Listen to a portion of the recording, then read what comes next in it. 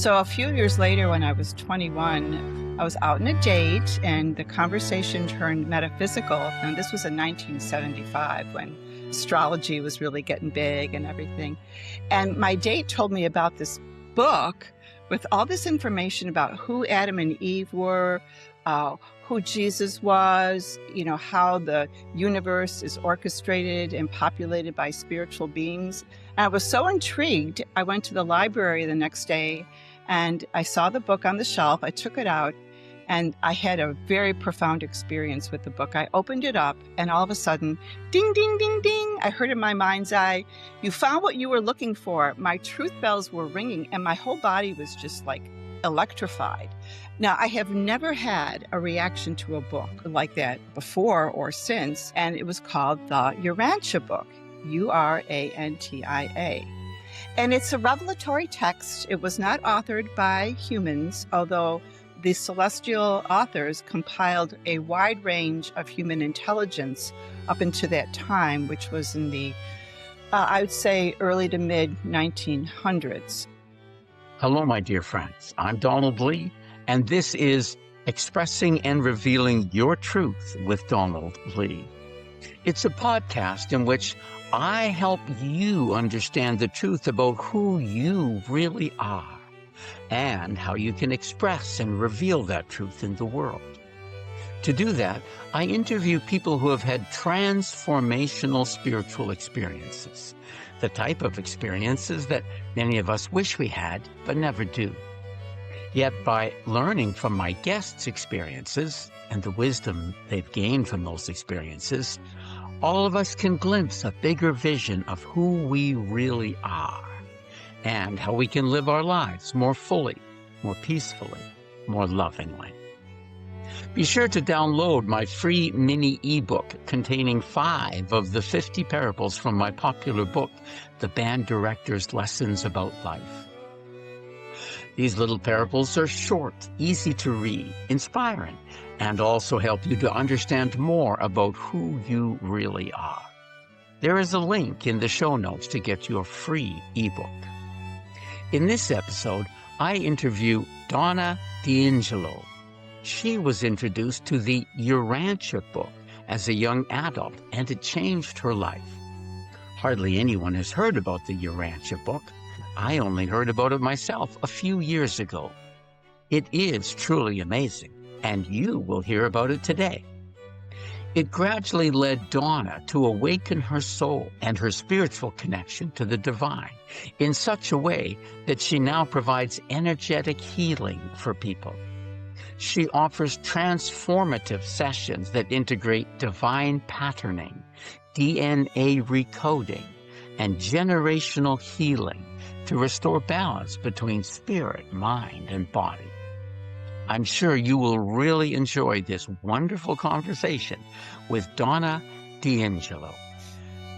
Hello again, my dear friends. We're here today with Donna D'Ingillo. And I think I've got that last name pronounced properly. No. D'Ingillo with an I. D'Ingillo. Donna D'Ingillo. So maybe one of these days I'll get the Italian someday.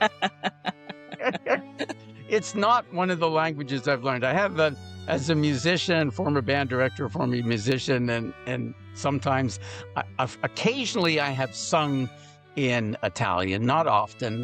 More often I've sung in Latin because there's so much beautiful church music in Latin. But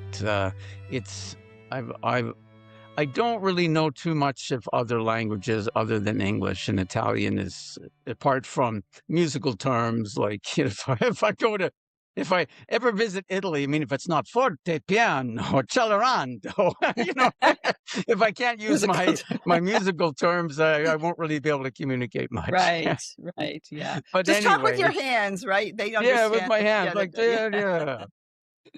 But it's a joy to have you here. It's a delight. Donna and I met a couple weeks ago at the New Life Expo in Palm Beach, Florida.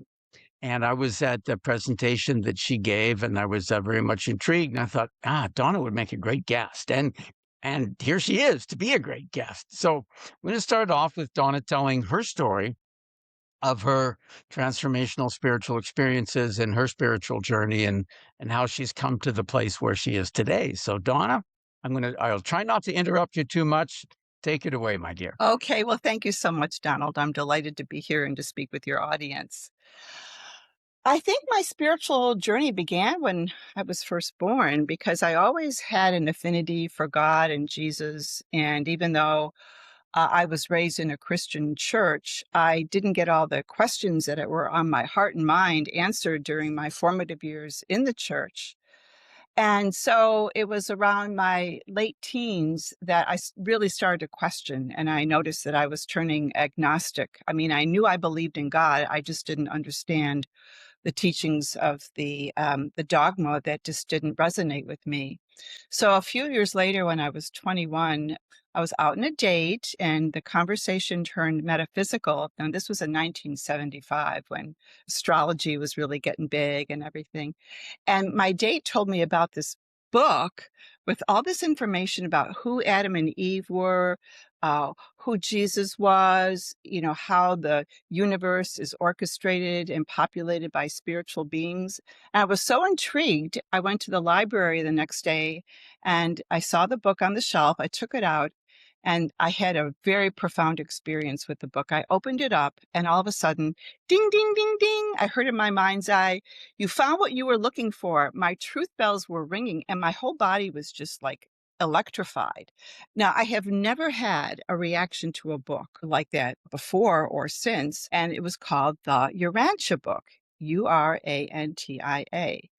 And it's a revelatory text. It was not authored by humans, although the celestial authors compiled a wide range of human intelligence up into that time, which was in the I would say early to mid 1900s. So there was a tremendous amount of information in the book, and I was so intrigued, and I kept reading it. It's 2,100 pages long, and some parts are very difficult to understand. But what was most intriguing to me was the fact that it answered the questions that I did not get in my Christian upbringing, especially Right. about Jesus, who I could never feel in church. But when I read the life and teachings of Jesus in part 4, I felt him. I really felt Yeah. my relationship with him. And the part 4 talks about how Jesus perfected his humanity up until the point where he became conscious of who he was as a divine being. And basically, he paved the way for us to also achieve our divinity, just as he did as a human. And when I read that part, I thought, I want that.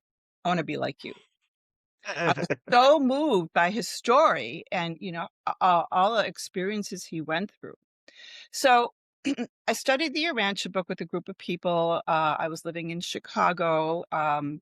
And I had a lot of good training in the book for many, many years, going through it many times on my own, just reading certain parts or reading with a group. So that really helped me understand the vast, vast amount of wisdom in this book, which is it especially reading the more difficult parts. I felt like the cobwebs of my dogmatic teaching were just being blown out of my mind. And it was like this refreshing was coming in, especially to learn about the true history of our planet, the biblical or the retelling of the story of Adam and Eve and who they were from the divine perspective.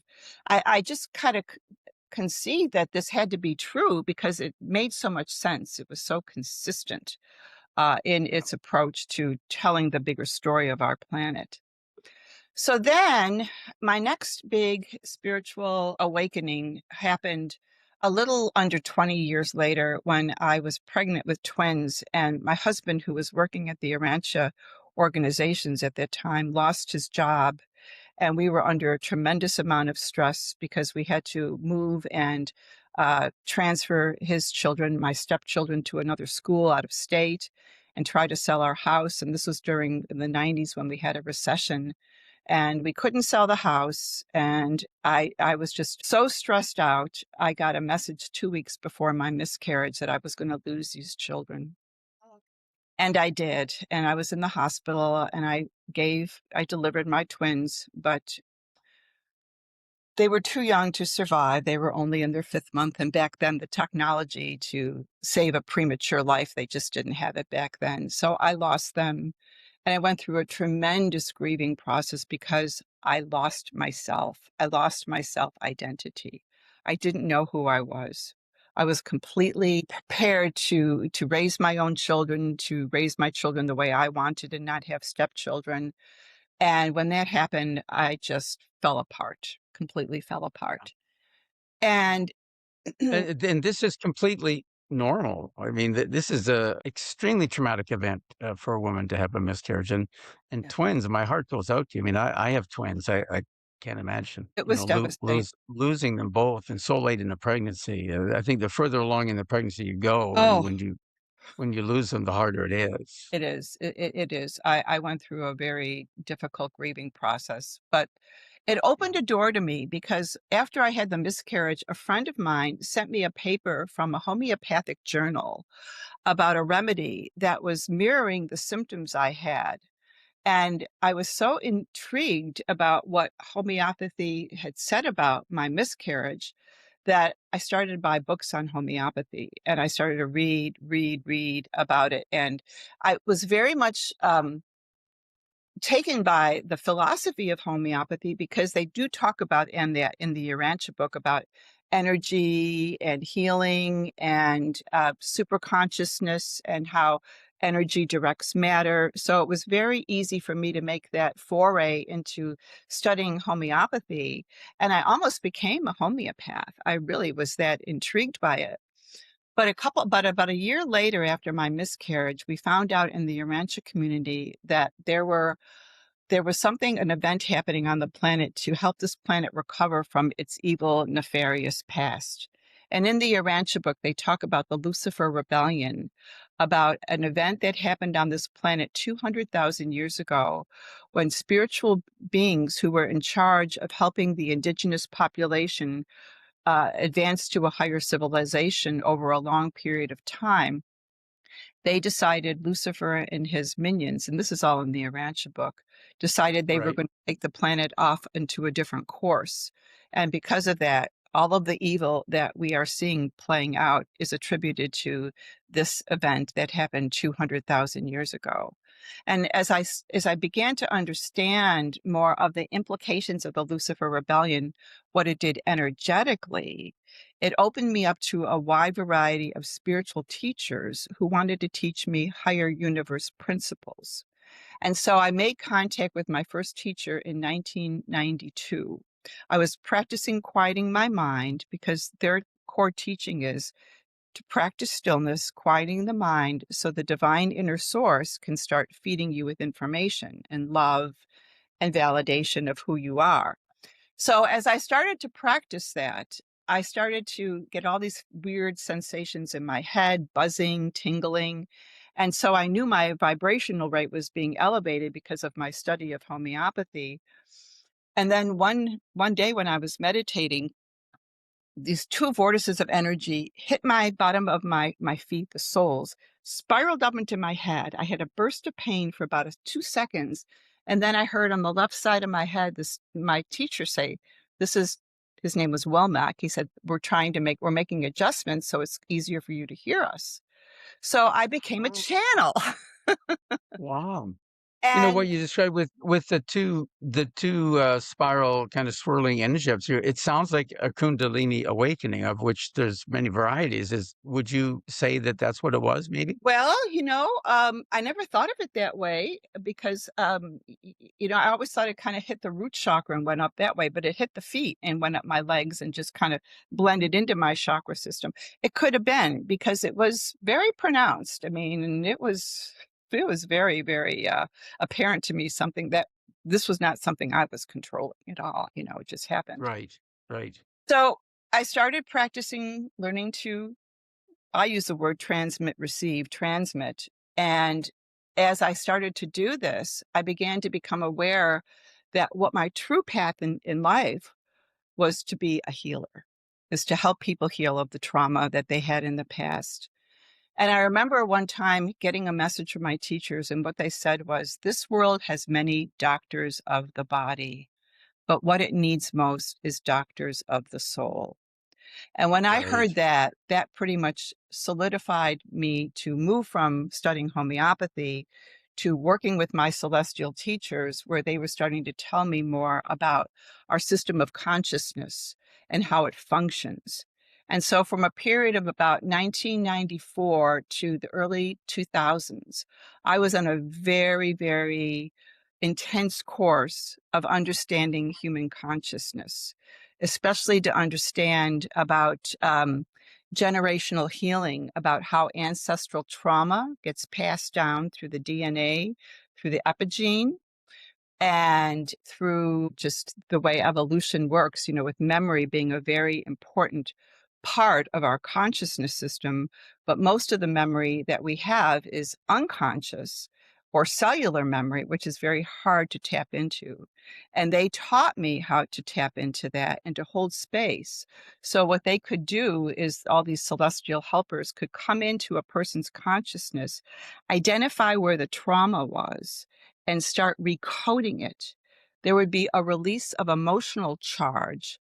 And what happened next was there'd be like a big swath of negative energy would come out of a person's mind. You would say like a dark imprint of negative energy that people could not overcome on their own, because we did not create this. This was forced upon us, this dark energy from the rebellion.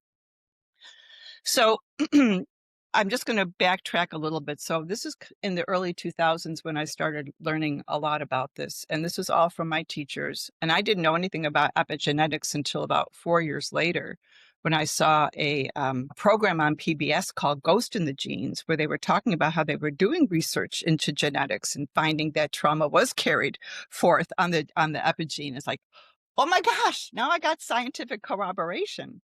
But I do want to share one other spiritual experience that I had, because this really helped me understand what I was getting into in my deep spiritual healing for people. And one day, this was about a year or so later after I had my miscarriage, I was at my desk at work, and all of a sudden my mental screen opened and I saw the universe, and it was beautiful. It was teeming with life. And then I saw our planet in contrast to that. And our planet was completely backwards. Everything we did on this planet was completely backwards to the way life is lived in the universe. But along with that vision was this feeling of utter pristine clarity in my body. I was crystal clear, and it was the most wonderful feeling I ever experienced. And I wanted to live in that state forever. And it lasted about 4 or 5 seconds. And when it was gone, I couldn't get it back. And there wasn't anything I could do to get it back, because I kind of understand it as my spirit coming through and just, helping me understand, that what you're living is not reality.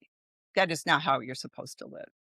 And that stayed with me. And I think that was probably one of the best catalysts to strike me out on this path to do this deep healing work in the system of consciousness. So it was around 2002 when I started getting this information about generational healing. And I had been practicing doing my healing work on friends and colleagues for a number of years. But I was really just kind of being being in a training mode with my teachers. And I remember before I started to see the generational healing information come in, I remember putting my hands on people and getting feedback from their field. Like one woman was from Germany, and she had a memory of witch burnings in her energetic aura. Or my father, who had a very traumatic experience when he was growing up, when his mother was institutionalized with schizophrenia, and how embarrassed he was by that whole experience, because there was such a stigma around mental illness, in the 30s and 40s. And so I really began to understand that we hold so much more memory than we even are aware of. And so over the years, I just started honing in on working with spiritual personalities whose energies were higher than the trauma, so they could calibrate the trauma out of a person's consciousness and help that person come into more inner space so they could perceive more of who they were from the divine perspective, like a higher self, and then start really making more strides in developing one's soul purpose for being here. And I've been taking on this very rich inner journey to see the different layers of the human energy system, even going down into the deep memory system of the cellular memory. They've shown me just about everything there is to know about human consciousness. And the human consciousness system is very complex, much more complex than scientists have really understood, because it's coming from our consciousness system. And this is what's talked about in the Urantia book. It comes from a divine being. It's our universe mother. She is the womb of consciousness. This is the divine feminine presence that we are connected to. She gives us our chakra system. She imbues us with the spiritual energies that animate us, that give us the ability to think, feel, and act. We would not be alive if it was not for our divine mother. And so when I work with the divine mother, I also work with the divine father, who is the validator of our right to be who we are, our higher selves. And he was here as Jesus on our planet to have human life experience. So from the Urantia book perspective is basically where I have come to understand and develop my ministry. But it's those two pattern personalities, the divine father and the divine mother, who form the template for our masculine and feminine attributes. And they taught me how to hold space for them to come in as divine parents to reparent their human children with the love and the validation that they need in order to grow into who we really truly are. And when I was doing sessions, and I've done thousands of sessions over the past 30 years, people will feel the energy. They will feel shifting. They will feel things leaving. They will feel like their vibrational rates are being raised to higher levels, so they have better access to higher spiritual frequencies. Because basically what the rebellion did on this planet, it took us away from our spiritual inheritance. And because of that, the spiritual energy on the planet has been very diminished. But now we're in this period of time where things are turning around. We're in a correcting period, and we're collaborating with many, many helpers, our universe off-planet brothers and sisters, angels, ascended masters, universe teachers. I mean, it's the whole universe is just teeming with information, and we have access to it if we just learn to quiet our minds. And that's one of the things I do teach, is help people quiet the mental chatter so they can open up to their spiritual potential. So I'll just kind of stop there. I mean, my spiritual experiences have never stopped. I mean, I still have them almost every day, when I go into meditation, and I can feel that presence overtake me. And then there are times when they have to feed me with new information and help me hold space so they can continue to outwork all of these influences that we've been under, like authoritarianism, war, conflict, disunity, separation. These were never, never intended for us to develop. We were always developed, programmed, or by spirit, encouraged to develop our harmony, our peace, our ability to be loving toward one another, forgiving, merciful, kind, compassionate. And the rebellion energy put so much interference in our consciousness that this thick band of negative energy is now being reduced by many spiritual helpers, so that the true divine plan for our planet can intersect in human mind and teach us the things we want to know, to elevate us into our true awareness of who we are, so we can continue on our path of human spiritual development. Just a little break from the program to mention a couple of things. Firstly, if you're enjoying this podcast, please like and subscribe. It really helps the algorithm to find more people who would enjoy these interviews. Also, if you're interested in spiritual growth, you might be interested in my series of spiritual books.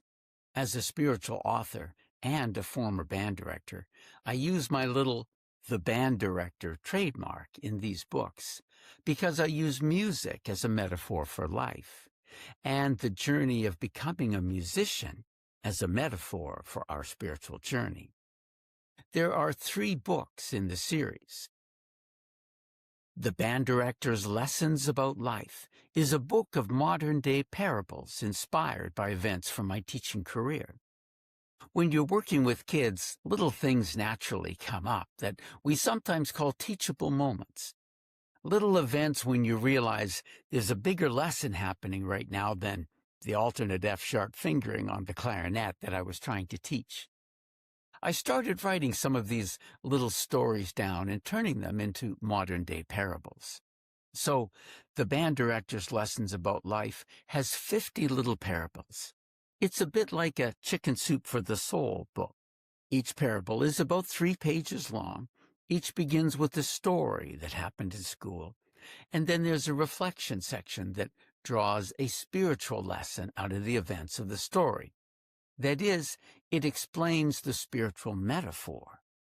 The Band Director's Lessons About Life is easy to read, makes a great gift, and expresses many universal spiritual principles in an easy-to-understand way. If you want to go deeper in your spiritual growth, I've also published a study guide to accompany the Book of Parables. It turns the Band Director's Lessons About Life into a year-long course in spiritual development. You will spend a week on each of the 50 parables.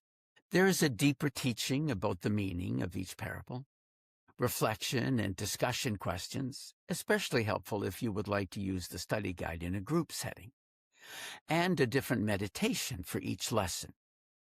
The third book in the series is a little book titled The Band Director's Pocket Guide to Spiritual Growth. This little book explains a simple 3-step process to putting your spiritual growth into high gear. You can learn more about all of these 3 books and my other books at my website, www.cominghomespirit.com. Because, after all of us are on a spiritual journey back home to God. So that's cominghomespirit.com. You can also go directly to my Shopify page at cominghomespirit.myshopify.com, where you can purchase my books directly from me. I can deliver ebooks and audiobooks anywhere in the world, but at the moment I can only ship paperback books within the continental United States. So if you live in other countries, you will need to purchase my books through Amazon in your own country. If you're enjoying this podcast, I really think you'll enjoy my Band Director series of books as well. Now, back to the program. That's beautiful, Donna. Now, maybe this is a good time to touch on, you started this organization, the Institute of Christ Consciousness, and I think that was 2002, right? Well, I changed the name in 18, but it was the Center for Christ Consciousness. Back then, my teachers wanted me to call it that because we were working on developing people to go within, make contact with the spirit, and develop their own soul purpose. And then in 2018, as the spiritual pressure increased the intensity on the planet to help people let go of all this past trauma we don't need anymore, they encouraged me to change the name to Institute Christ Consciousness as a planetary form, so that more people would be getting more into the social structure, the social foundation, like an institution of Christ consciousness. So they asked me to change it, and I did. And the focus has just shifted a little bit more into the collective now, because I do a lot of work with many different helpers and my own inner group of people, of individuals, humans who are collaborating with me to bring more of the circuitry into the planet, the whole planet, so that more people can awaken and let go of the past and feel more connected to who they truly are. So that's been more of the purpose of the Institute, is to work more at a collective level to help the whole planet and through its ascension process and period. Right, that's beautiful. And in fact, you know what you've mentioned, there is a real focus of my work at this time to help people understand, who they really are. Absolutely. Because most of us don't know that, right? We think we're a physical body, or we think we're a mind. The common phrase nowadays is, I identify as, this thing or that thing or a puppy dog or a pussycat or whatever. Right? Right? Identify with your soul, man. That's who you are. But anyway, so that's the Yeah, focus of my work. I totally agree. And that to me is just another example of how spiritually deficient this planet has Yeah. been. So love deficient. No child gets the foundational love that he or she needs from their human parents. They just don't. And that was the big thing for me, to open up to my divine parents, to go through my own process of letting go of the ways my human parents didn't recognize who I was. I got a lot of negative feedback. Oh, you're too emotional, or you're too imaginative, or, you're just, yeah, you're just too much. My family didn't understand me. And so I had to really dig in deep to understand their perspective, because they were not wired the same way I was. And to really Yeah. look at my human parents more as my brother and sister. And so I transferred my loyalty and my affection from my human parents. I mean, I still loved them, but they were not my parents anymore. My divine parents were my parents. And when I made that transfer, it was like a lot of traumatic weight, that kind of heaviness you have in your being, Right. that just started to release, because I was not so much encumbered by what they thought of me, because my parents, spirit parents, know me much better than my human parents ever will, because they made me, right? At some Yeah. higher spiritual soul level, they made me, so they know me.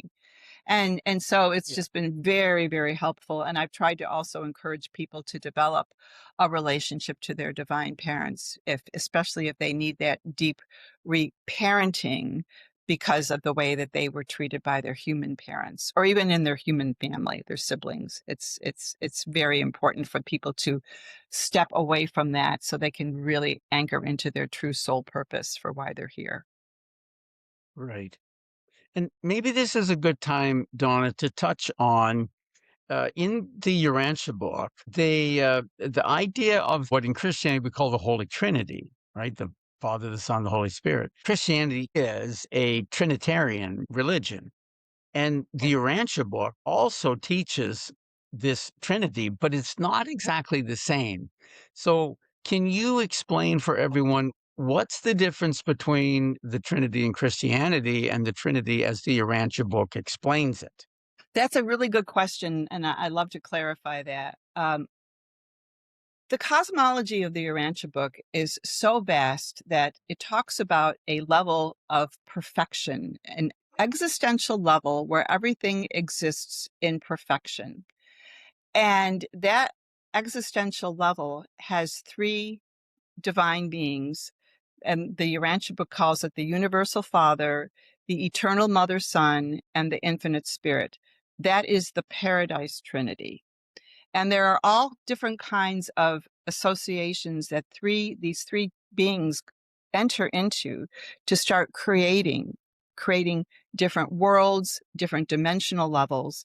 And one of the things they developed was an evolutionary level that is conditioned by time and space. And that is the level where we live. Now, the three paradise deities co-create other sub-deities. They're still perfect, but they have to evolve through experience. The existential paradise deities are perfect. They will always be the same. They will never change, but they are the template for everything that happens at the time-space level.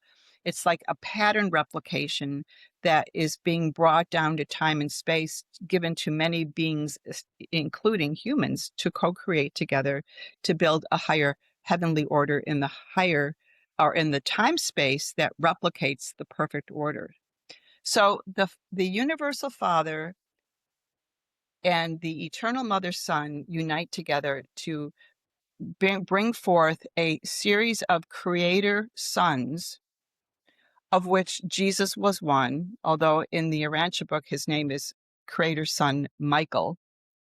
And Archangel Michael is his archangel that works under the jurisdiction of our Father Christ Michael. And Michael was here incarnated as Jesus to have human life experience, to understand what it was like to be a human and to reveal the loving nature of our Creator to humanity. And then the infinite spirit creates the Holy Spirit. The infinite spirit is the consciousness of all reality. So his daughter, the creative mother spirit, is partnered with Christ Michael. So they are the divine parents, and they leave the perfect realm where they're created, and they strike out in the time-space evolutionary level and create a home. They strike out just like human parents would leave their birth family, get married, and build a home. It's the same principle. That's where we get that from. It's a divine principle. So our two parents, Christ Michael and Mother Spirit, have now created a home in space, and Mother lays down her lines of spiritual gravity, and that's our mind. And she imbues us with 7 spirits that are connected to the chakras that give us the ability to think, feel, and act. And then the father, Michael, comes in, and he and Mother start creating beings together or separately. And our Creator Father creates humans. So we are actually progeny of our Father, but we are imbued with the Holy Spirit. Now, in the Christian Trinity, they recognize God, the universal Father, at the paradise level, but they also now have confused Michael, or Jesus, as a second person of the paradise Trinity, but he is not. He is a subset of them. And then the mother spirit is not the same as the infinite spirit. That's the paradise Trinity at the perfect level. At the existential level, it's Michael and Mother Spirit who create their children and provide the home for all of their children, angelic orders, universe teachers, ascended masters. I mean, the Urantia book goes into great detail about the wide variety of different spiritual personalities and human personalities that they create to evolve this incredible, gigantic, starry configuration to one day be perfect like the divine realms are. Right. So Jesus, in his teachings, went about as far as he could to help people understand these concepts. But the one Right. thing that I really loved about the Urantia book, especially in the latter part, the life and teachings of Jesus, where they really go into describing how the early Christian movement evolved, which kind of took Jesus's personal message off track and started to develop a religion around his personality rather than his specific teachings. And the teachings Yeah. that Jesus has that are in the Urantia book far encompass anything in the Bible. I mean, if you really love Jesus and want to know more about who he was and what he really stood for and what he taught, you will be amazed and just marvel at his wisdom, his graciousness, his love, his thorough understanding of human nature, and his wisdom. And that's really what sold me, to start on this path to really develop myself like Jesus did, where he became aware of his divine persona and why he came here. And he came here because this planet was so evil. Many of his planets in his universe are not as bad as we are. And he came here to show us the way. He is the way, the truth, and the life. And there's Yeah. another point I'd like. And in fact, many Christians don't even know this, right? In the early years of Christianity, after the death of Jesus, it wasn't called Christianity. The followers of Jesus called themselves the followers of the way. Yes, that's right. Right? Because that's exactly what the message that they were taught is, this is the way. This is the way to live. This is the way. This is the way. Yeah. And another interesting thing that was so profoundly and succinctly stated in your answer book that I remembered it, that almost immediately after the death of Jesus, the apostles turned aside from the teaching of Jesus and created a religion about Jesus. It's a very important, Bang. yeah, and That's what it it's a is. Yeah. very important point to make. And the authors in the latter part of the book really go into detail about that, because it heaped on so much more dogma and the concessions Paul had to make in converting people to what was evolving into Christianity, and taking the religious beliefs from the mystery cults or some of the other existing pagan religions and bringing them into Christianity. So the Urantia book was here to kind of clear the decks, getting back to Jesus' original message. And here's another thing that he did that was so remarkable. He actually commissioned 12 women to be his female apostles that were of equal standing as the men. And I didn't mention this. I don't remember if I mentioned this in my presentation, but in 1999, I had a telepathic communication with the 12 women apostles that Jesus commissioned. I was with two friends. I was living in California in the Bay Area, and I had just moved there from after I left my marriage to start doing my healing work more in earnest. And my two friends were very interested in natural healing, spiritual healing. And as we were talking, my mental screen opened up again, and I had this image of these beautiful 12 women in ancient garb, pastel colors. And I got the message that these were the 12 women apostles that wanted us to develop a women's healing core. So I told my friends what I was seeing, and I'll tell you, Donald, the love that was coming from them was so beautiful, so amazing. And then as I told my friends what I was seeing, Jesus appeared behind them with his hands outstretched, and all 12 were lined up between his hands, and they were radiating all their love and what's the word I'm looking for? Encouragement to start a healing group. Well, I tried over the years to do that, but my one friend passed away, and my other friend was doing other things that were in her interest. And then they came back to me in 2010 after I moved to Florida, and they said, "We want you to start a core again." And by this time, I had developed a following of women who were interested in being healers. So they trained us for 7 years how to hold space and how to channel healing energy into people. So we did that on a regular basis with a small group of women for about 7 years, about twice a month. And then it stopped, but I knew we weren't done. And then in 2018, toward the end, they came back and said, "We want you to tell our story. We want you to write our story." And I was, but I had been transmitting and channeling for many years, but I was still a little nervous about this. So I asked a friend to hold space for me so I could receive their information. And so in March of 2019, I started to get their story, and it came in piecemeal. And over the year, from March 2019 to March 2020, I amassed all of their stories. And when we were done, this is a very funny thing that happened to me. When we were finally done with everything, I work in my bedroom. I was laying on my bed. I'm looking up at the ceiling, my eyes open, and all of a sudden I see these staffs of music with musical notes just running through with my eyes open, seeing all these musical notes on the ceiling. And there were all these staffs, and I think now what they were was the energy signature, the musical energy signature, all these 12 women, and the notes were moving along. And to this day, whenever I do sessions with people, I still see the musical notes, like I'm tapping into somebody's musicality or their soul signature, to bring that forward. I never got a real clear explanation of this, this is kind of what I'm gleaning from this experience. So I sat on the book because in March 2020, what happened? COVID. Everything just stopped, right? Everything just stopped. Whole world shut down and changed forever. Yep. And I everything just stopped. So it wasn't until September of 2020 that they came back and said, "Okay, now it's time to get the book published." And I have a publisher friend, and I told him about the book, and he was very gracious, and we published the book, and it came out in I think it was around May of 2023. It's called The Women Who Love Jesus. And it's a compilation of the 12 women, each of their stories of how Jesus changed their lives.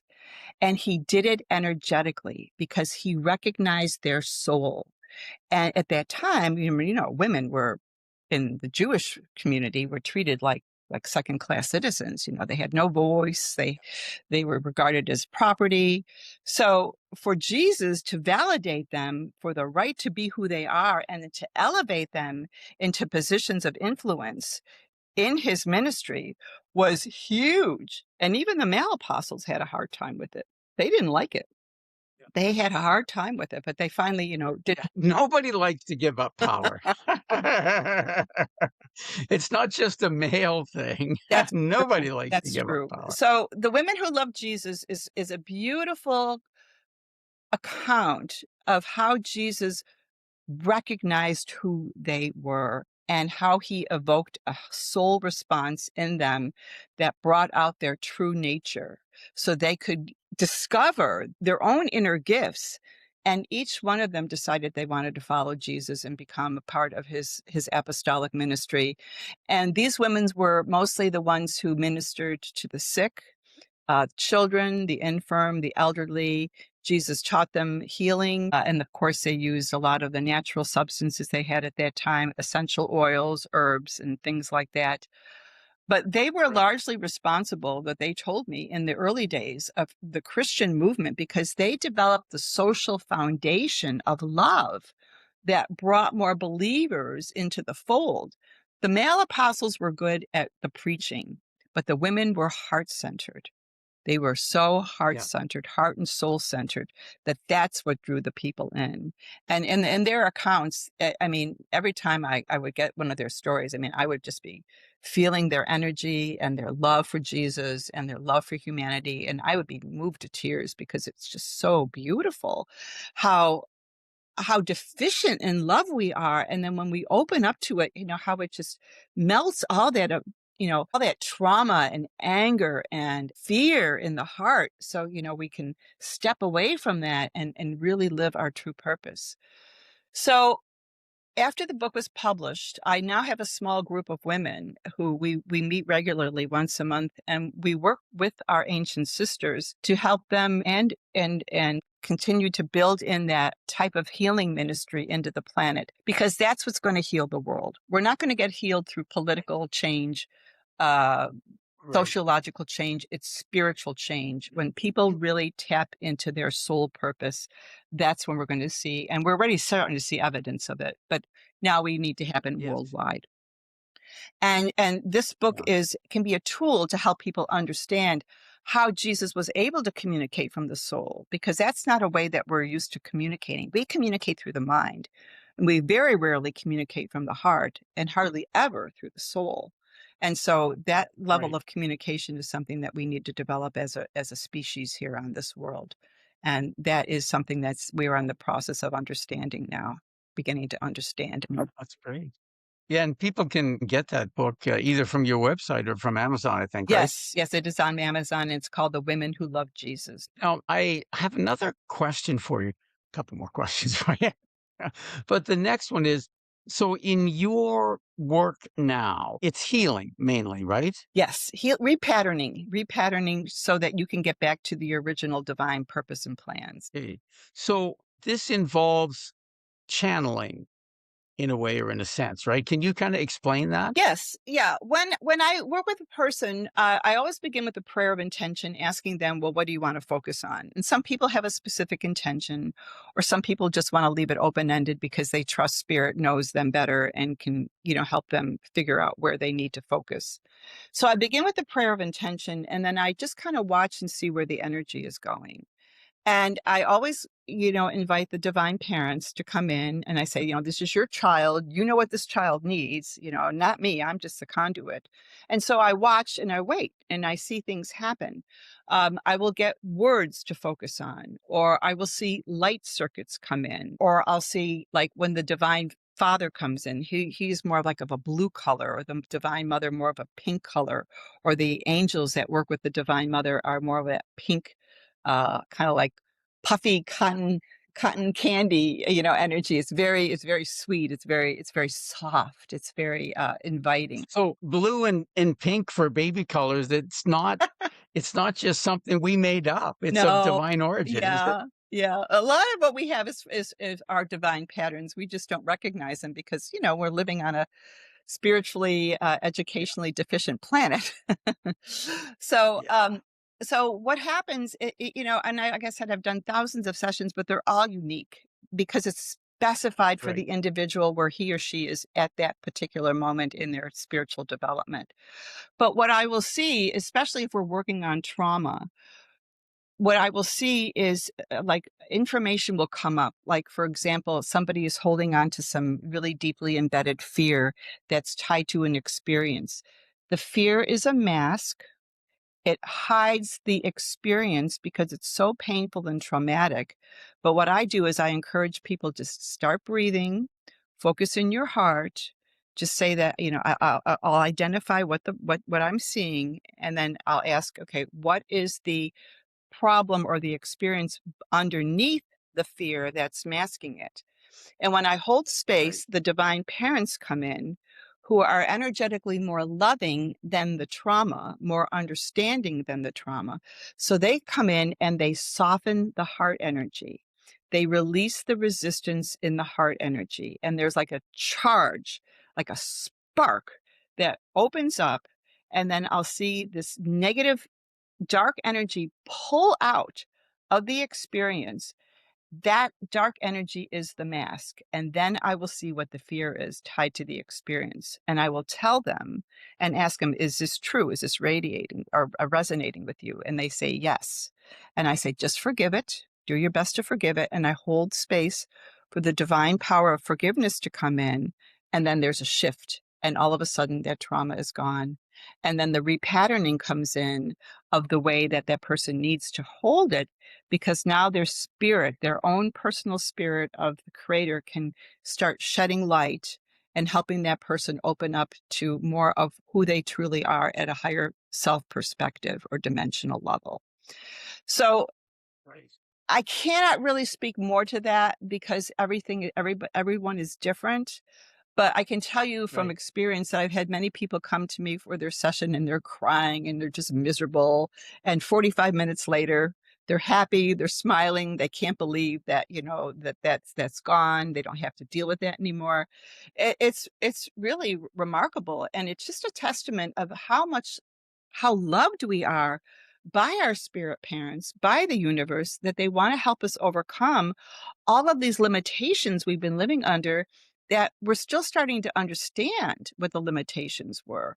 And that's been kind of my joy, and my purpose is to help people understand that you don't have to live like this with your consciousness. But it's been a hard sell because you have to look at the dark night of your soul. It does take you down to the dark night of your soul. But the dark night of your soul Yeah. is not the true representation of who you are. It's a mask. It's a Exactly. lie. And so I tried to Yeah. explain to people that, it's okay to look at your fears because they're false. And I had to do this myself. Everything I'm doing for other people, I had to do myself. I had to go down into the worst traits and behaviors of my life and look at them, forgive them, seek forgiveness from my parents who always provided that and provided me with the bigger reason that I did that, so I could see it from, a more objective perspective to make a decision. Well, I'm not going to do that again. I'm just not going to repeat that lesson. And so a lot of times people repeat the lessons because they don't have the higher spiritual frequency they need to overcome the trauma. It has to be a higher energy. It has to be love, mercy, compassion, forgiveness. Otherwise, we'll just spin our wheels. And a lot of times people don't want to forgive the hurt. They're holding on to hurt feelings. And when that happens, I say, well, can't help you. You don't want to forgive. Yeah. Not much it can do, That's right. that and even our divine parents won't um, step over a person's free will. If they choose not to Right. heal, then they'll just let them go on their Yeah. way and hopefully have another experience of awakening or reckoning at another time in their life. Right. Yeah. I've written that in several of my books, that healing only comes through Yeah, forgiveness. so And true. it's so important. We don't understand forgiveness usually, but we'll leave it there. I have another Well, can question we for just you. stay on that point for Yeah. a second? Because I love the Okay. idea of forgiveness, because and you said something very important. We don't understand forgiveness. And that's so true, because when we think about forgiving, it's like never holding another person accountable, and that's not up to us to do. It is up to us to forgive. And this has been something very hard for people to understand, is to forgive the sinner but hate the sin. And this is what Jesus Yeah. can do for when, and I do call him into the sessions, as both the divine Father and as human Jesus. And when Jesus comes in with his forgiveness, like the forgiveness that he demonstrated on the cross, Father, forgive them, they don't know what they're doing. He separates the sinner Exactly. from the sin. So you can see that person that needs help, not as a sick individual, Right. but as a hurting person who needs spiritual healing.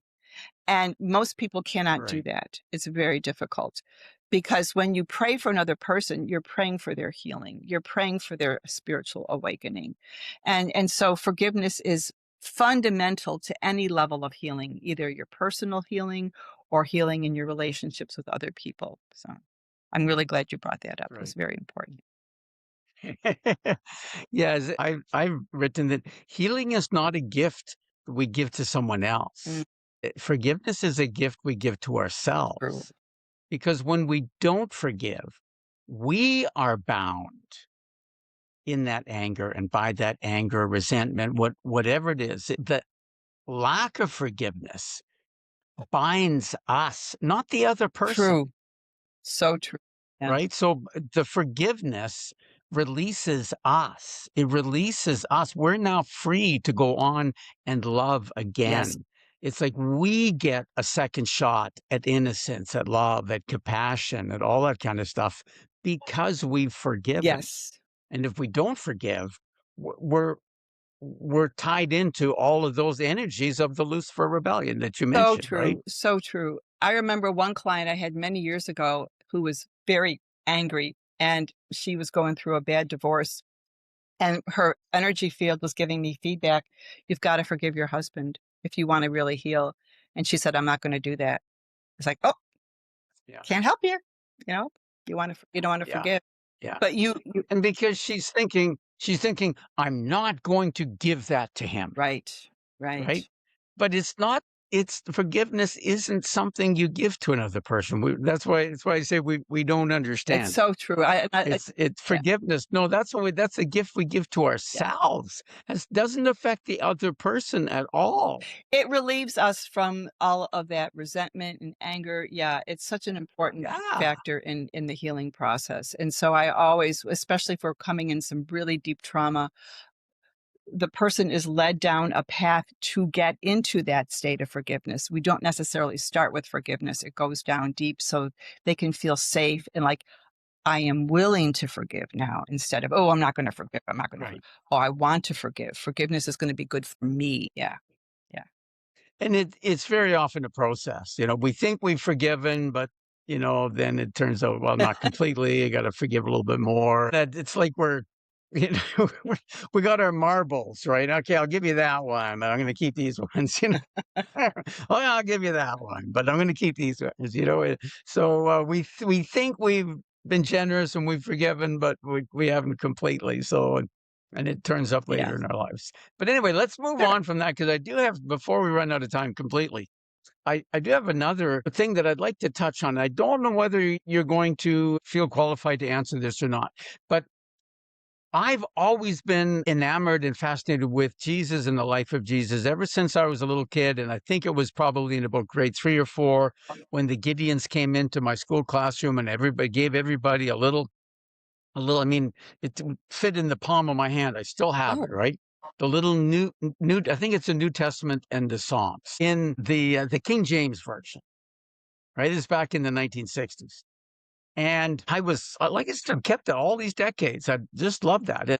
I tried my best to read it. Always enjoyed reading it, even though it's hard with the these and the thous and yeah. all that kind of stuff. And you're a little kid in elementary school, but I loved it. I've always loved the stories about Jesus. And so over the years and the decades, I've come across quite a few different ones. The Urantia book has its story about the birth and the early years and the teachings of Jesus. And that's beautiful. I think an even more beautiful one is the poem of the man God. Have you ever come across that? Have you heard of it? No. It's been republished now under a new name, and the new name is The Gospel as Revealed to Me. Hmm.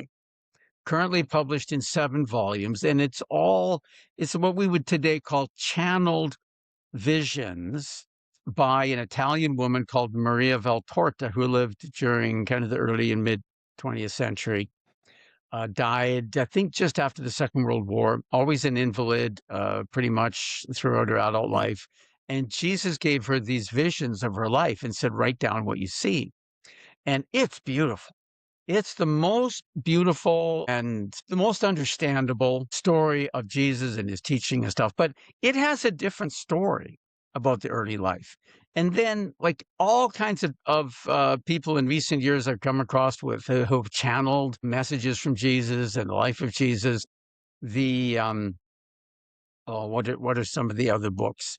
The Law of One has a little bit about Jesus and who he was and is. Edgar Casey had some great things to say about Jesus and his birth and his early years and all that kind of stuff. But everyone has a little bit of a different story. And historically, they can't all be correct. Right.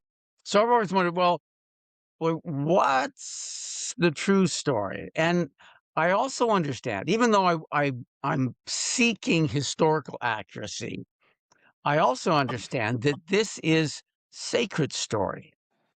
And sacred story we can describe by the classic little saying, everything in this story is true. Only the characters in the events have been made up. Right. Yeah. Right? So the characters themselves, the events themselves, the historical accuracy, it's not about that because they're archetypal stories. And they're true on the level of our archetypes. And that's where they have meaning for us. So I don't know, in your work, in your study, in the kind of channeling, the message, the information that your guides and teachers have given you over the years and the decades, do you think that the story of Jesus's early life in the Urantia book is exactly right? Are you familiar with other stories? I've heard and looked at other accounts, but for me, the Urantia book made such a profound impression on me when I first read it that it has been kind of like my Bible, quote unquote. And I haven't looked at. I mean, I did look at the Course in Miracles and some other channel and material, but it just didn't have the same resonance. And to me, when people ask that question, I guess my best answer is, you have a direct pipeline to Jesus. So any question you have about any printed material that may come forth from a person who's channeling messages, from my understanding of how channeling works, it has to come through the filter of our understanding. So it's not going to be the same for everyone, right? It's going to be relative to that individual's personal experience. So I encourage people, read all you want. That's fine. There's no limit on what you can read, but don't read without having a personal experience with Jesus and just go to him and say, hey, Jesus, this is what I read about you. Is this true? Will you show me the truth? And I did that many times, especially in my life experiences when I was having problems dealing with people or, raising kids, because he had to raise his brothers and sisters. I go to him and I say, show me how you handled this situation.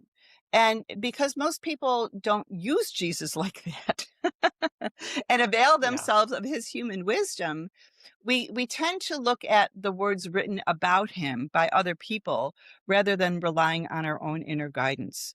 So that would be my suggestion is, read away and see what resonates. But when you read something, take a few minutes of stilling your mind, quiet repose, focus in your heart, and say, Jesus, are you there? I have some questions for you. And then just wait. You might not get an answer right away, but what you're doing in quieting your mind is you're preparing your mental bandwidth to receive more truth. And Jesus will always tell you the truth. And when you have a bona fide spiritual experience with Jesus, and I've had many with him, it is unmistakable. I mean, there's no question that that is Jesus. And when you get his wisdom, it's resonating so deeply in your heart and soul that it makes that indelible impression that changes you forever. So I encourage people to really develop their personal relationship with Jesus, irrespective of what Christianity teaches about him. When Pentecost occurred, he imbued this whole planet with the spirit of truth, his whole universe with the spirit of truth, to give us the ability to recognize who he was and is. And we have that connection. And fortunately, our spiritual connections are getting stronger.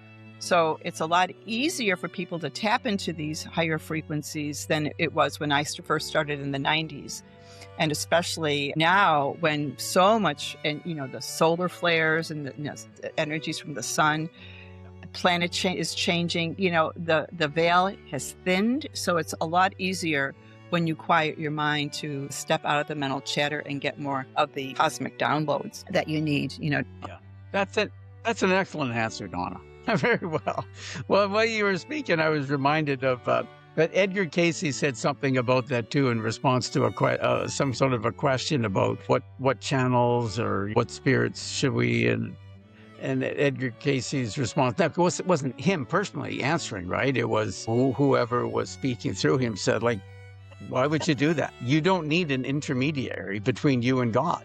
Ask God. Right. Go right to the source. Yeah.